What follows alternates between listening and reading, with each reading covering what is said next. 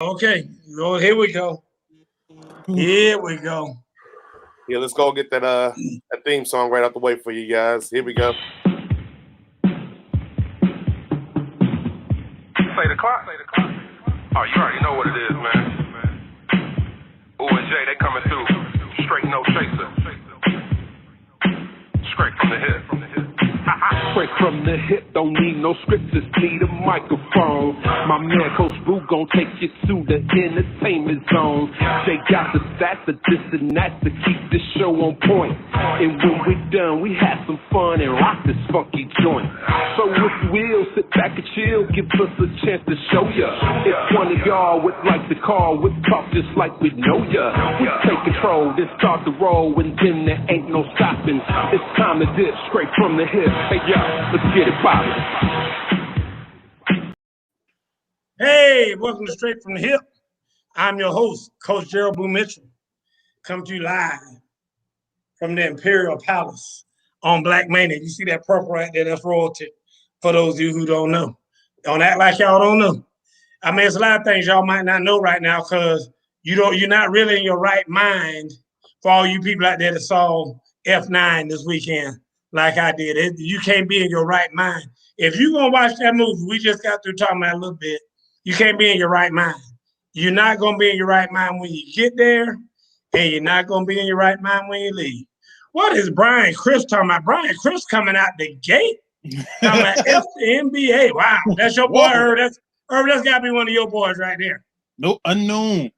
Man, Brian Chris coming out mad with the NBA. We're going to find out what's wrong with Mr. Chris. Hey, Tom, how you doing? I got to visit Tom this weekend. Went to the movie to see F9 up at the movie tavern. I enjoyed the movie. I'm not going to lie. It feels good to me to be able to get back to the movie theater. Hey, Mr. Butler, how you doing? Travis, what's going on? Talk to me.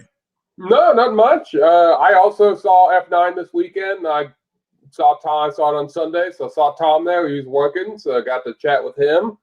It was what it was. Kind of like what we talked about. It's gotten to the point where it's almost beyond belief of what they're going to do. So you enjoy it for what it is, and it wasn't it wasn't awful, right? It wasn't like the worst, but it was what it was, and it was nice to see it. And but yeah, doing well and excited for this show this week. All right, before you leave, give me my Geraldine update. What's going on with Geraldine? Ashley is doing well. Megan actually just had her second or third glucose test. Something that she's got to drink some nasty drink and wait X an hour or something like that. Anyway, she passed out with flying colors, so that's good to go. So that's good. All right, first of all, let me say to Mr. Rob here, I can't see what that says exactly, Rob, what your first name is, but anyway, no, we don't know if Ice Trae's gonna play. I don't think anybody really knows, including Travis, who about to say he knows, but his ass don't know. Go ahead, Travis. He's not playing. They announced it about half an hour ago that he's out for the game. Yep. Or he's not gonna play at all? Nope. Correct. Okay. Well, no. I mean, I didn't give a damn anyway. I didn't care if he did play. Really, I probably would rather him play because I want to hear from the Hawks with their excuses when they lose. Irv, talk to him. What's going on? Not much coming up from Chocolate City, man. It's a down weekend after watching that movie, but I'm ready for the show, man. I'm ready. Yeah, we're going to talk a little bit about Chocolate City later. As usual, y'all make the wrong kind of news. I don't know why y'all always making the wrong news. We're gonna talk about the Chocolate City here in a little bit. Mm-hmm. All right, straight to the NBA. Let's talk about the Hawks and the Bucks. First of all, Irv, I'm gonna get this question to you first, since you are the NBA expert. Can the Hawks win without Trae? With or without, they are about to get gentlemen swept. It is a wrap. They wasn't going to win with them, and they really ain't going to win without them. And especially with the way Chris Middleton played last game, you can forget it if he gets on. So, I think him stepping on the referee's foot pretty much killed their season for him. I mean, well, first of all, let me go to Travis. Travis, what do you say? Travis is a homer. He won't admit it, but he's a homer. He's an Atlanta guy. Miss Carey in here. Go ahead, Travis. Do your thing. Go ahead and talk about how they got a chance. Come on, Travis. No, they don't have a chance. Remember, I was on here when we predicted this series, I think 2 weeks ago, and I said Bucks in 6. So I think it just kind of moves it down to one game. I think it'll be Bucks in 5. I think if Trae Young was playing again, I think they might have won one more game. I don't think it's going to make that big of a difference. It stinks for Atlanta because they were having such a good playoff run, and Trae, you could make the argument, was the best player in the playoffs this year. So it really stinks to not have him play. But they weren't going to beat Milwaukee. They didn't have the depth to hang with them, and they didn't have anyone that was going to stop Giannis once he got rolling, and he really got started rolling game 2 and definitely game 3, and then no one can guard Middleton as well right now. So yeah, I think it just turned from Bucks in 6 to Bucks in 5. Travis, I'm gonna give you credit because you did some great research. You must went back and watched the show that I did a few weeks ago that we did, and I said the same damn things that you just said a second ago. I said nobody can guard Giannis. He got too much length. How they ever gonna guard him? Who they gonna guard him with? And the bottom line is, if y'all remember, I predicted 4 or 5.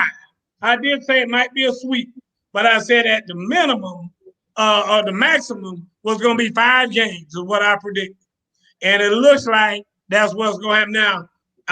Miracles can happen, and we all know that. And we all know that the NBA rigged anyway. I mean, y'all know that the commissioner sits up there with a joystick. Guys, it's simple. It's simple. They got a chip in the basketball goal. They got a chip in the ball. All they got to do is the commissioner move the little joystick over the miss, and the chip goes opposite, and it goes away. He can go make, and the ball goes in the hole, no matter where they shoot it from. That's where it works. Where you at, Herb? Herb, talk to me. There's a reason. I'm not listening to that. And I made you put the camera on me. I'm not listening to that.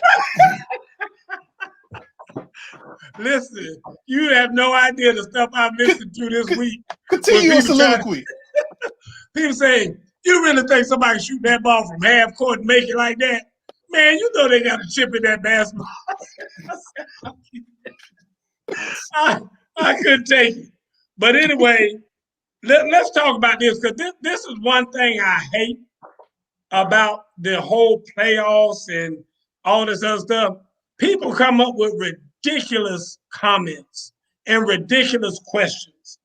And it wasn't, if we had our show last week on Tuesday night, which we always do, on Wednesday, I saw them asking the question on TV, is the ceiling higher for Trae Young, Trae Young or Steph Curry? Who in the world would add? Let me stop. Irv, talk to me. Talk to me, Irv. There's nothing to talk about on that one. First of all, Steph Curry's already won. He's 30. He's still playing out of his mind at 30. And Trae is still getting his way. Let Trae learn the game. This is only year, 3? Let him roll. Let his time come. Like, listen. I'm gonna stop. I'm gonna let Travis say a few words, and then I'm gonna say what I have to say. Travis, go ahead. Well, in the case of Trae versus Steph, I'm definitely going Trae. No, I'm kidding. I'm going Steph. Wouldn't surprise me. I wouldn't be surprised at all. No, it's got to be Steph, and really, it's not even close at this point. So, one of them have won NBA championships, multiple, and made the finals, and the other one, this is his first time even making it to the conference finals. So, come on. First of all, let me say hi to Miss Peavy. Hey, Miss Peavy. And I'm sorry you had to catch me at this moment that I'm about to just go off, because why can't y'all let these kids grow up? Yeah. I mean, I'm like, this joker's still shitting yellow, as we say. I mean, he's still a damn baby. Yeah. I mean, just because he's having a good year, now we are comparing him to Steph Curry and talking about can his ceiling be higher than, I mean, Steph Curry don't have a ceiling. I mean, Steph Curry is going to go down right now as the greatest shooter of all time. The greatest shooter, not even close. Greatest shooter of all time. I've heard him being mentioned and being in like the top 5 greatest players of all time. Are you telling me that Trae Young, who been playing for what, 3-4 years at the most, and you now trying to compare him to Steph Curry and talk about a seat? This joker, I mean, I'll be surprised if he's in the league for 8 years. I mean, bottom line. Because just like the other day, that joker needs to drink some damn milk. Stepped on somebody's foot and broke his damn ankle. I mean, somebody get him some chocolate milk or something. Get him some damn vitamin C. You got to be a vitamin D. Goddamn broke his ankle. I mean, you got to be kidding me. You talking about likening him to, man, listen, that is totally absurd. And that is somebody need to find him something to do. That's what I'm saying, because that is ridiculous to think that he could possibly even come close to Steph Curry's ceiling. With that, real quick, I do love that highlight that Jason just played. Some of those, and I'm not hating on Trae Young, but some of those highlights for Trae Young was in the summer league. How about that? Yeah. That's crazy. When they literally play no defense. Exactly. That's crazy. All right, so we ain't gonna talk about going forward. We've already answered that question about what's going on, Travis the hater. we already talked about that, what we predict. I'm predicting it's gonna be over soon. I say it's gonna go 5. And and Trae not being there just gonna give them even more of a reason to act the fool. And who knows if Trae will be back. I mean, the thing about it is that, at some point you gotta be, if it winds up being 3-1, you're like, dude, we're not gonna win this series anyway. Why even take a chance on getting him hurt? And so then they just hold him out altogether. I mean, if it gets to that point. So anyway, well, Rob, you got your answer there. No Trae. No Trae tonight. No ice Trae. All right, let's talk about the Clippers and the Suns. Are we ready, finally?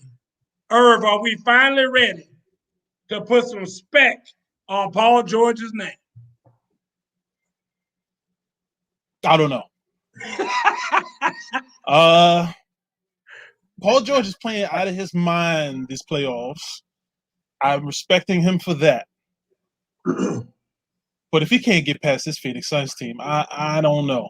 But I said Phoenix was going to win, and him not having Kawhi is going to be a problem. But this is just the same Paul George that we've seen for a while, playing out of his mind but can't finish. Travis. Yeah, I think you got to at least put some respect for him. He's led his team to the Western Conference Finals, 2 wins away from the NBA Finals, right? Like that's not a nothing accomplishment. And he was the one that basically led him. He's definitely led him this series, and most of, if not all of last series when Kawhi got injured. So not to take anything away from the other guys, but yeah, you got to respect what he's doing. And I still think the Suns are going to win. But he's shown that he's a really, really good player, and that they probably have something in Kawhi and Paul George with the Clippers, and you just hope that they can kind of get that together for years to come if you're a Clippers fan. First of all, and I'm not a big Paul George fan. I mean, I've said that before. I don't know that he is a great number 2. I mean, that when I think about the number 2s that are out there, when you think about LeBron, and then you say, okay, he's got, obviously big boy, AD. And then you look at, KD. Well, hell, he has 2 number 2s, obviously. So, and when you compare that, to Kawhi and Paul George, I'm not sure Paul George really stands up in those comparisons. I think Paul George is a good player. I mean, don't get me wrong, but it's like, today they were talking about on different tiers and whatnot. if Paul George is on the second tier, to me, he's on the low end of the second tier to me. I mean, because like I said, I don't look at him as being that way. So what's Jason said, not to put him on the spot, but Paul George played better since Kawhi went out. Yes, and I do think so. I think that Paul George has played better since Kawhi went out, and that might be part of the problem. I mean, it might be that when Kawhi's in, Paul doesn't really know how to play that second role very well. So I think that's why Jason said, but why? I think that when Kawhi is out and Paul George realizes that he's the guy, he just plays better being the guy. I don't know that he functions well in that number 2 role. So you say to me, well, maybe he should be the one. I don't think he's ready to be the one. I don't know if he can be the one. That's my opinion. Irv, what do you think about that? Obviously, he's not ready to be the one, but I think if he has great players surrounding him, he can manage a one spot. Like Reggie Jackson has been playing out of his mind through a system. I'm trying to remember some other guys that's been playing out of their mind for the Clippers. P-Bev is my man. Pat Dev has been playing out of his mind. Boogie Cousins came in the last couple games, has been playing pretty solid. Yes. I mean, he's one of those guys that if he's the number one but doesn't have anybody that can mask his number one ish a little bit, then it's like he's out there but by himself. Like when Kawhi is out there, it's like he'd rather be in the shadows and average 14, 15 and think that he's going to be okay. It doesn't work like that. Yeah. Guys, listen, all I'm saying is this. Before I'm going to put some love on Paul George's name, but y'all need to put some love on P-Bev's name now. I mean, P-Bev is a problem for everybody. Anytime he plays somebody, he's a problem. So I think that that whole backup group there, between, like you said, Jackson, Beverly, Boogie, all of those guys are contributing, and they know they have to with Kawhi being out. And, I mean, does anybody know if or when Kawhi is going to come back? I mean, is anybody hearing something on that? I know we're hearing about Trae. What about him? What about Kawhi? I think Kawhi's done. You think he's done for the year? Yeah, I think he's done for the year. Oh, wow. I think so, too. I had heard I think it was game 2. It might have been game 3. I thought I had heard a report that said that he's not going to be playing this series, and if they were to make it to the NBA Finals, they would basically reassess him, but it doesn't look good. Wow. So I don't think, I think he's done, but they haven't definitively said, he'd be out for the finals, but for the Western Conference Finals, he's not coming back. And then it's interesting because it's a knee strain that they're putting out. So obviously he's going to his own doctors and got a different report. Wow. Okay. Well, now I know Miss Carey's not here. I was hoping she would be here.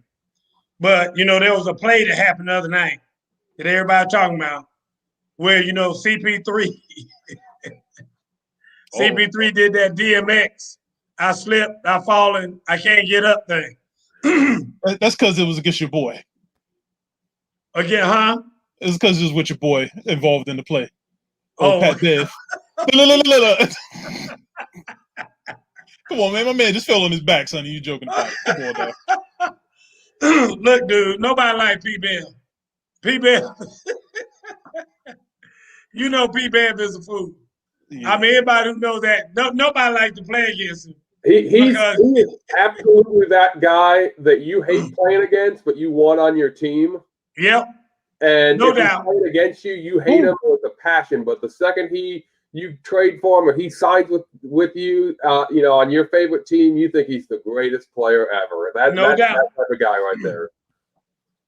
No doubt. And then, of course, too, Chris Paul got shook by Paul George. And, that was another little disaster he had the other night. And they showed that that's happened to him several times. They showed it when Steph Curry did it to him one time as well. and shook him pretty good. So, guys, I'm telling you, and I know she's not on here to defend herself. Hopefully, Miss Carey's out there watching. I just want you to know this, and y'all know, got it right here in my phone. Got it right here in my phone. I made calls all day, talked to a lot of people out there in Phoenix, and they said that Chris Paul has not been the same, and that his knees, he's been weak in the knees ever since Miss Carey.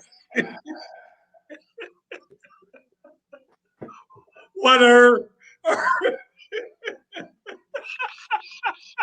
You want me to hear this too?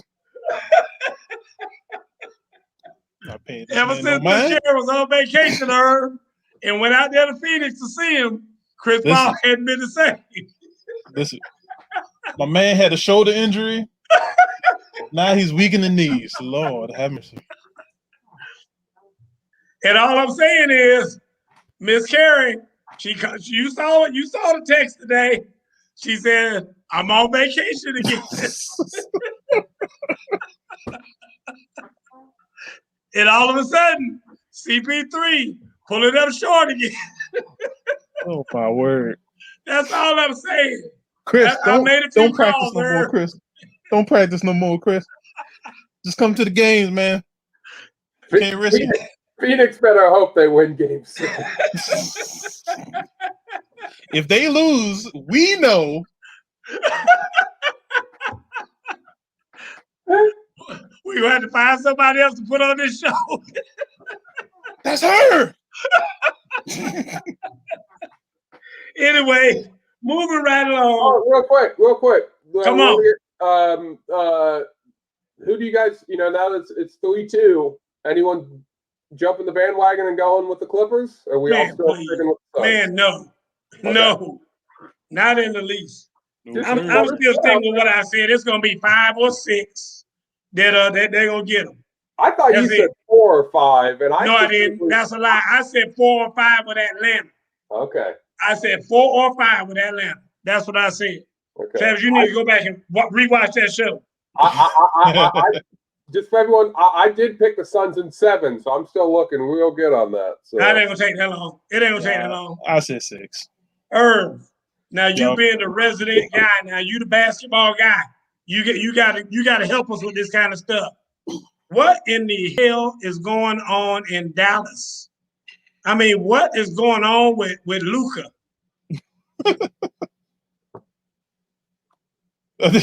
Wait, what's that say, Travis? I can't see what it say, Travis. Oh, it does say coach on there. It does say coach. Oh, you're right. That's coach, true. He got receipts. I did. He got receipts. I did in there. You're right. On the show, I think I said something different. But on text, I did say that.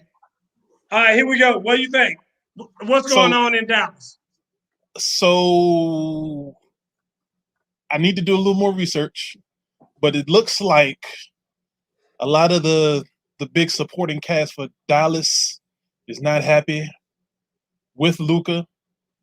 I'm trying to think. And then the coaching staff, I think, is going to be good for him with Jason Kidd and JJ Barea and Dirk Nowitzki. And I forgot the other guy that's a former, I think it was Jason Terry. Probably. But they got a lot of work to do with Luca because I'm hearing a lot of things behind the scenes that's very interesting. Yeah. Very interesting. He's not happy. The guys playing with him are not happy. Like, he's been breaking off plays, and they got a lot of receipts that they've been showing where Porzingis has been open for a lot of pick and pops and rolls and every which way, and he just decided to go 1-on-4. Dude, they say Porzingis trying to get the hell out of there. Travis, what you got? He gone. Yeah, so I've heard similar things. Now, I not maybe it's not in terms of like players not wanting to play with him. But I've heard, I think we talked about a week ago about how Luca really wanted to keep Rick Carlisle and was very upset that they got rid of Rick Carlisle. And a lot of it, like, without his knowledge, like, without, like, hey, you're the star player, like, we're thinking about getting rid of Rick Carlisle. What do you think? And they just said no, like, they didn't do anything like that for him, which is kind of a superstar thing to do in the NBA. and he kind of felt disrespected on that. And he really likes playing for Carlisle, and really likes him as a coach, and really apparently felt hurt by that. And so it wouldn't surprise me if Luca does not sign his max contract extension, and he decides to go elsewhere. And if that's the case, the Mavs just wasted one of the top probably 5 players in the NBA, and basically got nothing out of it other than a few playoffs, 1 first-round exits. So realistically, you got nothing out of them. So Travis, my there's question, a major storyline coming along. My question to you, Travis, would be: is Luca somebody you can build around? Because at the end of the day, I don't want him to sign the contract. I'm not going to offer him to sign the contract. I might be trying to move him now if I don't think he's somebody I can build around. Because at the end of the day, if nobody wants to play with you, if nobody thinks they can play with you, how valuable are you? No, I think you can build around Luca. There's got to be 5 guys that are willing to go be in Dallas and play with Luka Doncic. I'm sure he's not absolutely hated in the entire league, that people aren't going to say, no, I'm never going to play for Dallas. I'm sure they can find a team. It's probably just going to be harder than what they think. Let me ask you a question. Did you hear what Irv said when he said there were plays designed to go to Porzingis and Luka just ignored him and went 1-on-4? I understand. Do you want to go play with that? They better not talk to Porzingis about it. If the money's right, other star players are saying this too. I know, I get it. I'm just saying that, first of all, and I like Dallas. My sister lives there, and I was there a couple weeks ago. It's a great place. I love Dallas. But Dallas ain't necessarily, Dallas doesn't have a beach. Dallas ain't LA or Miami or, one of these big spots that people would love to, go play in or whatever. It's not New York, which, is the Mecca. It's not Atlanta, which, of course, has Magic City. Dallas isn't necessarily, a big welcome spot that people are just trying to hurry up and get to. So you got to have a reason to go there and say, well, if I go there, we can be successful because I'm going to play with a guy who knows how to play with other guys and not just be him and win a championship. Can somebody go there with him and win a championship? Oh, yeah. With this league, anybody could go anywhere and win. With him, with that mentality that he is reportedly had. Yes, you can win a championship if, you're in Brooklyn and you say, hey, KD, tonight's your night. I get my night. I get my night next time. And KD says, okay, yeah, Tuesday will be your night. And then Kyrie, your night will be Thursday. And they're all, but when you got one asshole out there who decides to know every night's my night. Every night's my night. Y'all have to get the leftovers. What happens then? Well, he got the right coach in Jason Kidd. As long as he, takes some of his experience with him, use that, he could still get the same numbers that he's been getting. But we see the stats and think he's a team player, but we see the tape and see something completely different. Right. I agree. All right, moving right along. This week in the NBA, we had 2 new coaches added, Jason Kidd and Chauncey Billups. Kidd in Dallas, Billups in Portland. Is that a big story, Irv, or is that just whatever? The Dallas one I liked just because of the assistants. The Portland one is interesting to me. I like to have a coach that has a little more time on the bench. And I think Chauncey was only been an assistant for like a year and a half-ish. Right. I personally wanted to see someone else get that job. And only because I feel like Chauncey Billups and the type of person that he is may not mesh well with the type of team that Portland is. It's going to be interesting because you kind of want to see how it's going to go starting out, but I don't think that was the right hire for Portland. Let me ask you this. You probably know what I'm getting ready to ask you. What's that? Can Chauncey and Dame Dollar coexist? Absolutely. Okay. Any coach can coexist with your star player. It's just, is one going to mend closer to the other, and then they can go down the same path? That's the question. Well, there you go. That was more what I was asking. I'm concerned about that. That would be my concern. Especially if Chauncey is going to try to put his imprint on this team or whatever, and it's not to Dame's liking.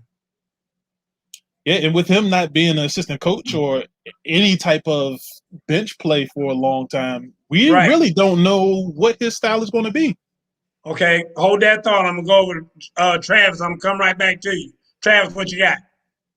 Yeah, to answer your initial question, was it two good hires or just like, to be honest with you, both of them for me were just like, we'll wait and see. I wasn't blown away on either one of them. I'll agree with you, Irv. I think I see more success for Jason Kidd than Chauncey Billups. Maybe that's just the fact of the team that he's going to be coaching with Luca. But I feel like Kidd's probably been on the bench a little bit longer, and seen that side of it a little longer than Chauncey. But neither one of them really wowed me. And I kind of wanted to bring up real quick, Becky Hammond was, a candidate for both jobs. I actually kind of thought she might have been able to get one of those two. I thought maybe the Portland one, because apparently she was one of the finalists. I thought maybe they may go with her. But, you don't know how interviews went and this, that, and the other. But to me, both hires were just like, nothing special, kind of average. I don't really think one of them going to do much. You were just happy to see two black guys get a job, huh, Travis? Sure. But one thing I did like is I do like the fact that former players are starting to get coaching jobs on the bench, though. Well, that was one of my questions, Irv. Is that the qualification now? Oh, absolutely not. That you have to have played in the NBA to be a coach? Because, Steve Nash, same thing with him. It's just like, I know, but my point is that all the people that are getting jobs are former players. And my question to you specifically is, why is Mark Jackson not getting a job? I think he's happy with ESPN getting millions of dollars on the sidelines being on TV. Yeah, I think he's happy with ESPN and ABC right now. And then also I think he wants a type of fit that he had when he went into the Golden State job to actually build something. And I think it kind of hurt him that once he got to the point where he felt the team was at the perfect place that he was building, they fired him. So I think he's a little more comfortable talking about the game than actually being a coach. Now he's going to sit in on some interviews and take some time, but I think unless it's the perfect job, I don't think he's going back into that anytime soon. Okay, I've heard his name mentioned many times. Yeah, and so that's why, like I said, I don't know. Jason said, is Stephen A. yelling black privilege for these guys? Oh, he ain't said a word. Not a word. Not even a real interview. Now, Portland gave real interviews, but Dallas, they just slid Jason Kidd under the desk up in there, and he got the job. They ain't said one word. My thing is, guys, it's like I said, just like with Steve Nash, and I said that earlier, I think it's down to now. I think that's who they look for, are guys who played the game. If you haven't played the game, I know you guys were talking about the lady who tried to get the job or whatever. I think it's going to be tough because even if she played in the WNBA, at the end of the day, have you played in the NBA? I think that's a big thing now the owners are looking for when they're looking for coaches. So especially when you're talking about putting teams together and how a team needs to be constructed. And I think unless you played in, the NBA, it's hard to really know about that. I know you say, well, that's partially the GM's job. Yes, but I think the coach still needs to have some input on that because no coach can, in my mind, really coach a team unless he believes in it and believes that it has been constructed in a way that they can win the championship anyway. Yeah. Oh, I got a question for you real quick. Do you think Becky Hammonds. Do you think she'll ever get a head coaching job in the NBA? I think she will. But the trick is, are they going to give her a job that's like Sacramento, a place like that, just to give her the high profile on TV, but put her in a squad that's probably going to be like 9 to 12 seed every year? Orlando, places like that. Charlotte. Nah, I don't even think she would take the Charlotte job. I wouldn't take the Charlotte job. Someone like that. But I think that's probably what she's going to get, and it's frustrating because I like you said earlier, I really thought she was going to get the Portland job. I did too. For me, I think that was the best fit for her because I know a lot of people really didn't watch much WNBA when she played, but her style was basically Dame Lillard style. That's what look at Miss Peavy's question a few weeks ago. Yeah, look at Miss Peavy's question. Is the NBA ready for a woman as a head coach? Well, it's too many women that's behind the bench and on the bench currently right now, more than you will know. So I have a feeling that, it's coming. And within the next 3 years, it's going to happen. Do you think it'll be her, or could you see another female? I know Dawn Staley's been talked about a lot as well. Then she's, of course, the head coach for South Carolina. I'm not just bringing that because South Carolina is my team. But she, and she's the USA women's basketball head coach. So she's got a lot of pedigree too.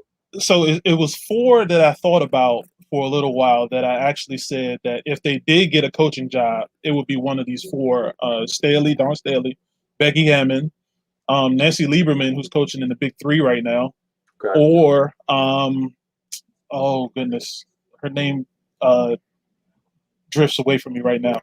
But those 3 in particular. Teresa Weatherspoon is another one. She's an assistant coach out in Philly, I think, right now. All former WNBA players. They all, still around the game, still working. They're all on a bench somewhere outside of Nancy Lieberman, who's coaching the Big 3 right now. Those 4 names will probably be some names that you'll hear in the next few years. Like Nancy Lieberman is not going to. She's a little older than the other ladies. She's probably not going to take it, but out of those 4, I think those are probably the more qualified ladies for those particular type of jobs. Gotcha. All right, real quick. Last thing we're going to talk about with NBA basketball is what in the hell is going on with Scottie Pippen? All right, I'm out. I don't want to talk about this one. Y'all had this one. Come back, Irv. I come back in 5 minutes. Irv, I need you. Hey, stop putting the camera on me, man. Irv, you are the basketball mind. I need you to explain what the hell is going on with Scottie Pippen. Is it just that he gets some good herb? I mean, is it unfair that they're interviewing him while he's just been smoking some weed and drinking some cognac? Let me get my throat. I'm gonna give you 2 topics. First of all, he said that you can't compare LeBron and KD because LeBron has not won a championship with any help. Talk to me, Irv. Irv, give it to me. I think he drunk too much when he said that statement. Because last time I checked, Kyrie Irving averaged like 25. Last time I checked, Anthony Davis is a top 5 player in the NBA. Last time I checked, D Wade is arguably the 2nd best shooting guard of all time. Last time I checked, Chris Bosh is a Hall of Famer. Last time I checked, Ray Allen is the most prolific shooter of all time. I mean, I just don't know. I mean, what is going on with Scottie Pippen? Listen, anything you gotta do is sell a book, okay? But look at him! Look at him! Hey, listen, I'm gonna get him the girl that does my hair's number. Look, I just got my hair retwisted. I'm gonna send her your way, sir. She doesn't charge that much, but my man. Listen, man, when I saw this on Sports Center today, I was like, what in the hell? I mean, it was hard for me to believe that he would even get caught somewhere looking like that. Listen, I got a bottle for him. Try this Mahi's brandy, sir. That ain't it. Oh man, dude, I was just, booze. Would it surprise you if that bottle was like one that he made and he's just trying to get his name out there so people will like buy his own liquor? Dude, I have no idea what the hell's going on with Scottie. And then today, of course, he said that he has no problem with calling Phil Jackson a racist. Shout out to the Mahi's Brandy. Me and Jason's boy we grew up with. God. That's his brand right there. Good stuff. Man. Oh my God. I hear you, Big J. I hear you. Talk to me about him saying Phil Jackson is a racist. Take another sip. It is his own bottle of brandy. See? Called Digits. See, he's just advertising. Okay. About this Phil Jackson being racist thing. All right, let me tell you something. Listen, I had to go back. They got these games on YouTube. Yeah. This particular game, Phil Jackson legit put the basketball in his hands the last 6 minutes of the game. Right. Every play down the court, he had the ball. Right. He didn't make one basket. Right. The entire last 6 minutes of the game. And then you're mad. If I'm the coach and I'm like, okay, my man, you ain't been making nothing. We got this guy who's already made 3-game winners the last 2 weeks. Exactly. I don't know if you don't like this, but we're gonna use you as a decoy. Yeah, I'm going to sit down. Y'all go ahead and do what y'all need to do. Yourself. Yeah. Now, if Kukoc misses, Scottie looks like an even bigger bum. But he made it. Yeah. Yeah. So it makes him look worse because he didn't even celebrate with the team. Yeah. So I don't know, man. This guy, listen, he's doing it to sell the book now. I get it. All right. But I'm hoping he is, dude. I don't know why. I mean, but I don't know if I ever would have imagined him being that calculated, that he would be doing stuff like this to sell a book or to push a brand of alcohol or any of those things. Travis, what do you think about it? I'm just shaking my head, to be honest with you. I haven't read much about this, so I'm like processing right now. I'm assuming the year that this game that you just referenced didn't have Michael Jordan in it, because like, why would MJ not have the ball and Pippen have the ball the whole time? It must have been that 1 year MJ didn't play. It was. But yeah, this is just when I saw the bottle, I said he's definitely just trying to sell something. Like that's what this is. This is him trying to promote something, and he's trying to get attention without actually having to pay for advertising right now. I agree with Kendrick Perkins, who said today that there's something wrong with Scottie Pippen. I mean, somebody needs to get him in front of a psychiatrist, or somebody needs to get, put him on. When you refused to go back in the game, and Phil set up the play for Tony Kukoc. Now listen, there's not much to be said if you go back and look at when Scottie Pippen entered the Bulls and when Tony Kukoc entered the Bulls, and who deserved the last shot of the game. No, I understand that, Scottie. I'm just going by what you said. You said you need to read between the fine lines, and then you go on to say it was a racial move to give him, Tony Kukoc, a rise.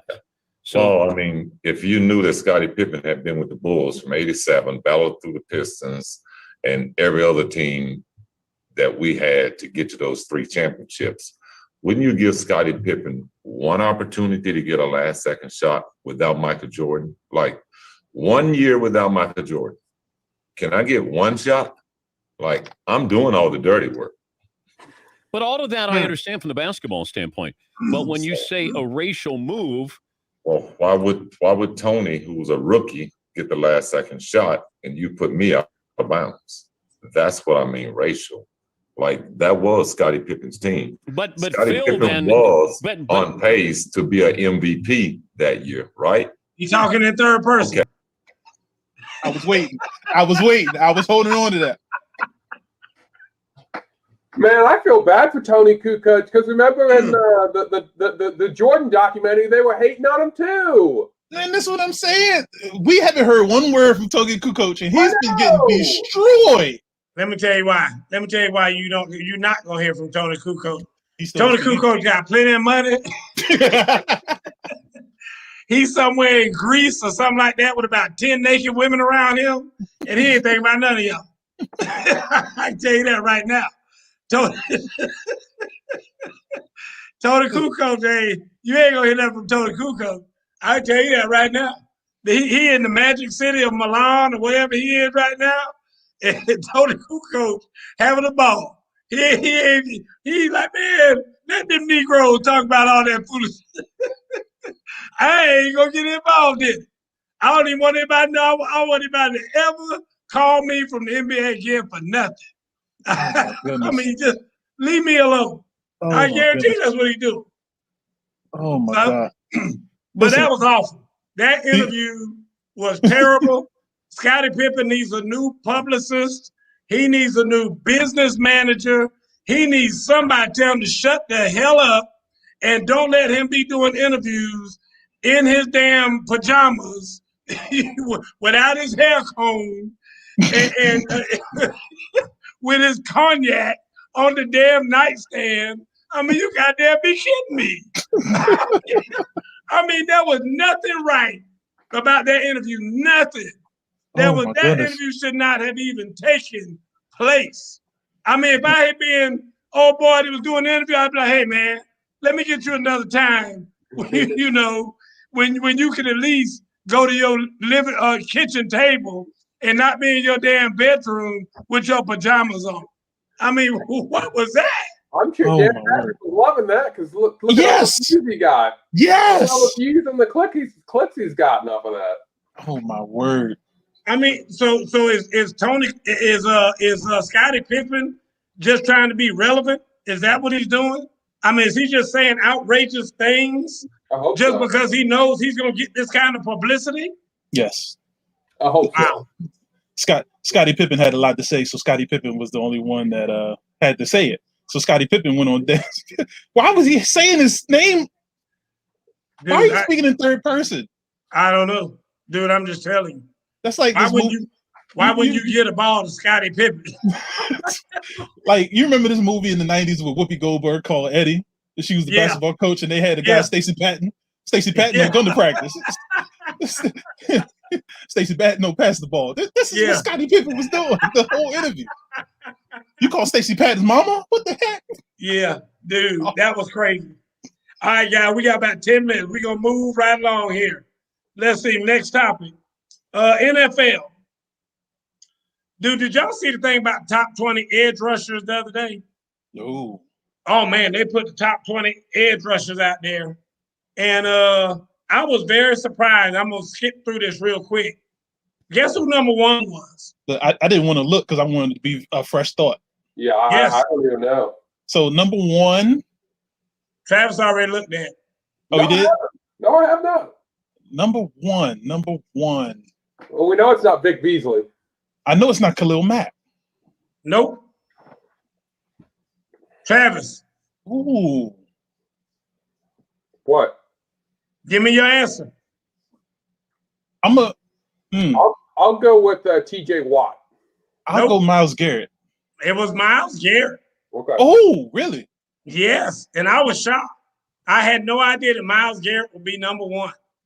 Myles Garrett was number one. To make a long story short, I'm not going to go through the whole list or whatever, but Myles Garrett, and I just didn't think of Myles Garrett. I mean, they had your boy from the Super Bowl champs, Shaq Barrett. He was in there. Really? Shaq Barrett was like number 4 or something like that, but Myles Garrett was number one. And I mean, that shocked me. I did not think that would be the case. So anyway, we're going to skip right along. On the barbershop, or the shop as they call it on HBO, Tom Brady was on there. And Tom Brady said a lot. If you haven't seen it, it's a must-see, especially if you're a Brady guy like I am. It's a must-see. Jason's the one that tipped me to it.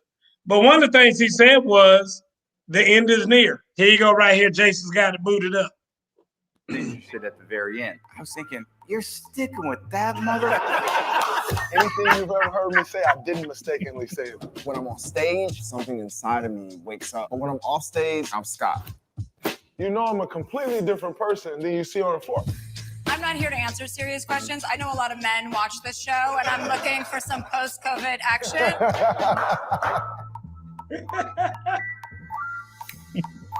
Have y'all ever seen that? It's a good show if you've never seen it.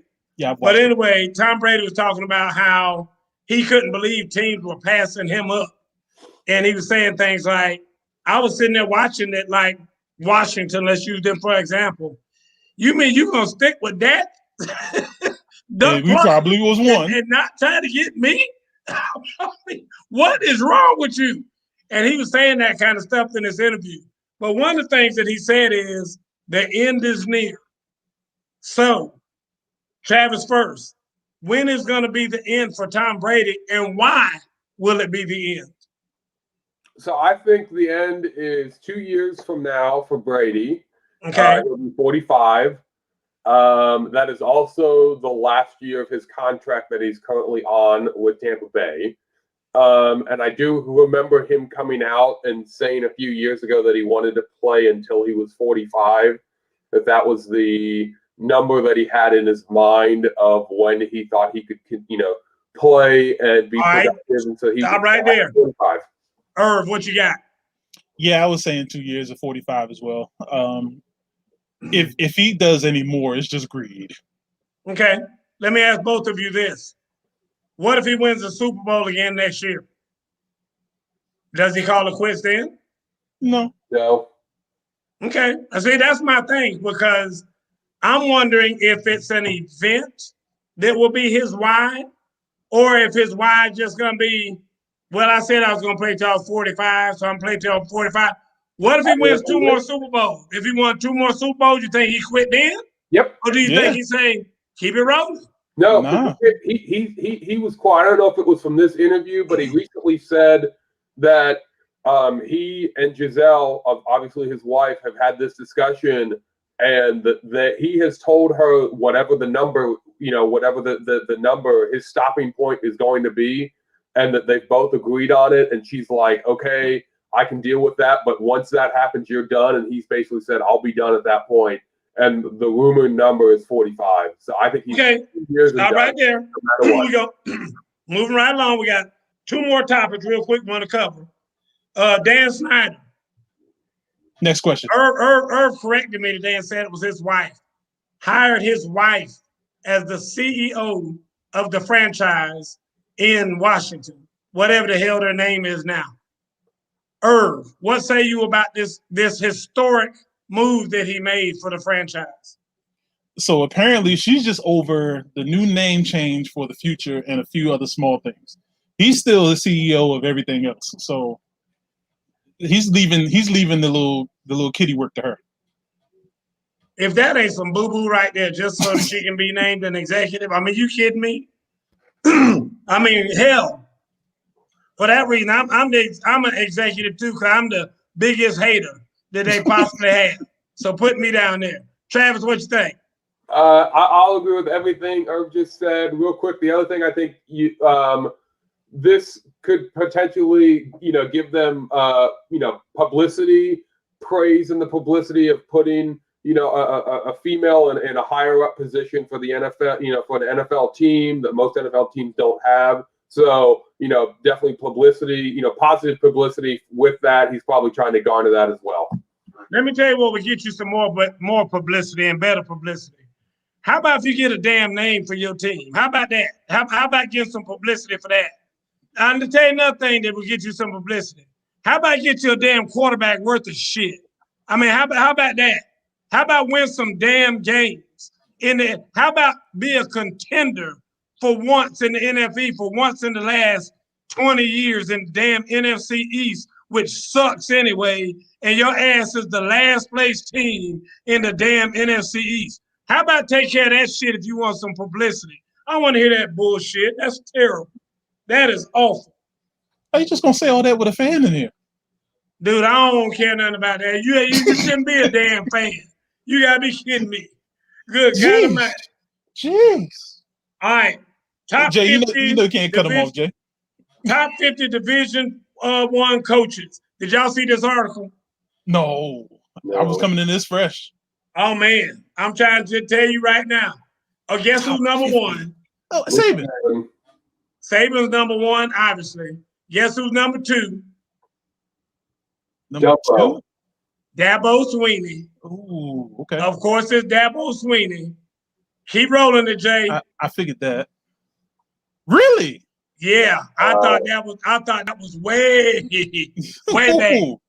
Yeah, I mean, go ahead, Jay. English. I'm speaking English there, bro. Okay, what? Come on. Yeah, that hurt me, Irv. That hurt me, Irv. Okay, I can see Jimbo top 5. Jimbo's up there. I like Jimbo. Yeah. I like Jimbo. Keep going. Now it's about to be SEC heavy. Right? Why is Ryan Day up there? Oh, he just started coaching. Yeah. He just started coaching. Just a head coach like 2 years. Okay, Lincoln Riley, understandable. Yeah, but he ain't been in there that long either. Not as a head man. I put him over Ryan Day. Ryan Kelly was 8. Okay. Keep going, Jay. Dan Mullins at 9, which I disagree with that too. I don't like Dan Mullins. I like Dan Mullins. I think he's a good coach. That's a joke. Franklin at 10. That's Jason's boy. I love Franklin. I'm a Franklin guy. I love Franklin. I ain't gonna lie. Now here's Gus Malzahn, which I disagree with that totally. Wasn't he about to get fired? He did get fired from Auburn. He did get fired. Okay. And look, Jim Harbaugh. He about to get fired too. Jim Harbaugh at 12. Dude, now I also found one today on the sporting news, and the sporting news is a little bit different on the sporting news. On the sporting news, they have David Shaw at number 24. Right, where's David Shaw? Yeah, exactly. David Shaw is at number 24 on the sporting news. Mark Stoops at number 23. Gary Patterson at 22. Tom Allen at Indiana at number 21. Kirk Ferentz, Iowa at 20. He should be in the top Kyle 10. Whittingham, Utah at 19. Mike Gundy, Oklahoma State at 18. Paul Chryst, Wisconsin at 17. Mario Cristobal, Oregon at 16. Jim Harbaugh is at number 15 on their list. Ed Ogeron is at 14. Better. Not 3 on their list. Better. Luke Fickell is at 13, Cincinnati. Pat Fitzgerald is at 12, Northwestern. I like him. I like that. I wish he would go somewhere better than Northwestern. I know James Franklin is at 11, Penn State. Mac Brown is at 10, North Carolina. Where's Mac Brown on the other list? Matt Campbell is at Iowa State, number 15. He on the other list? He needs to leave. Dan Mullen is at Florida, number 8. Kirby Smart is at 7, not 4. Number 7, Georgia. Ryan Day is at 6, Ohio State. Jimbo Fisher is the same place at 5. Brian Kelly is at 4, not number 7, at Notre Dame. Lincoln Kelly is all the way up to number 3. Dabo Swinney is at 2, and Emperor Saban is at 1. So that's the list I saw for 2021 from the sporting news that I dug out today right before the show. So in any event, I think the big thing for me was on their list, there were 2 black coaches in the top 25. You had James Franklin and you had David Shaw. The only other black coach I saw notable was Herb Edwards, and they had him at Herm Edwards, and they had him at, I think, 34 or something, so he did at least break the top 50. But I didn't see, obviously, very many black coaches because there aren't very many black coaches in Division I football in the NFL, in NCAA Division I football. So, with that being said, guys, what do you think about the list, Irv? It's all scrambled up. So it means nobody has the same thought process on these lists, except for Emperor Satan and Dabo. everybody else is a coin flip. What do you think, Travis? Yeah, I at least like list 2 better than list 1. I thought list 1 was a complete it was a joke.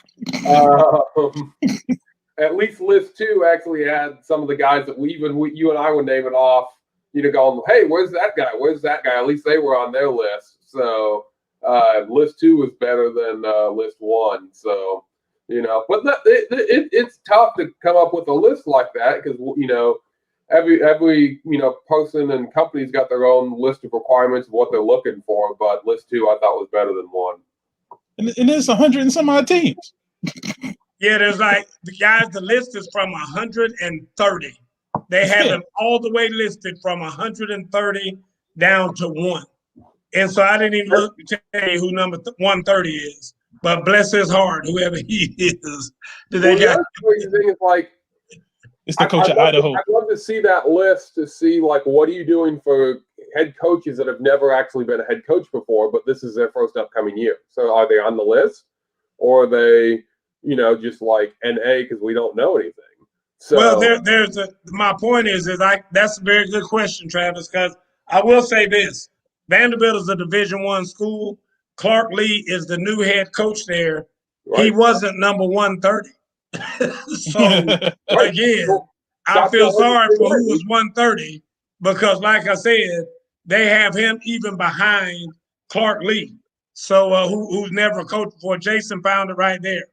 So who is that? Maurice Lindquist or something like that, I think I read. Was it the Idaho coach? Oh, Buffalo. Scroll closer towards 130 to 100 to see if some of these other coaches, again, Shane Beamer says, South Carolina head coach. He's never been a head coach before. So, and I thought of your guy for Vanderbilt as well. So, Boise State's up there. Eastern Carolina. Interesting. Yeah, they got Tulane. Look at Tulane. Miami. Jim McElwain. Hey, he used to coach in Florida. How was the Miami coach in the 90s? Because he's not very good. What? Yep, that is hilarious. I didn't see that, but if it is, Mike Norvell. 67. Oh my God, 67, Florida State. There's Shane Beamer is. Yeah, I just 66. Saw Shane Beamer, 66. Okay, Mike. Jeff Loxley. Collins, Georgia Tech, 64. Jeff Brom at 58. That seems too low. Michigan State, Mel Tucker at 63. Billy Napier's way too low. Chip Kelly, 50. I think he must have paid for that. Yeah. Because he ain't in the top 50. Josh Heupel. There's home, 34. Wow. Got Gus Edwards at 36. This is hilarious. Lane Kiffin, 26.